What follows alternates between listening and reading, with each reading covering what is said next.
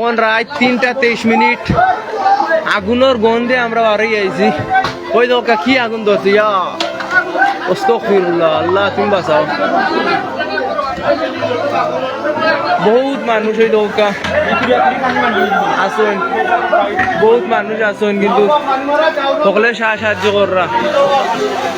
মেহেরপুর বাজার সায়াদ মোল্লার দোকানও, আমরা সায়াদ মোল্লার দোকানও আগুন ধরছে প্রায় 3টা বাজে। আমরা বাড়ি থেকে আমরা আগুনের শ্বাস দেখে আমরা দৌড়াই আইছি।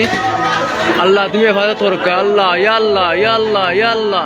ও আমার বাগনা মিজানোর দোকানও জ্বললে, ইয়া আল্লাহ, আল্লাহ হেফাজতের মালিক ও আল্লাহ।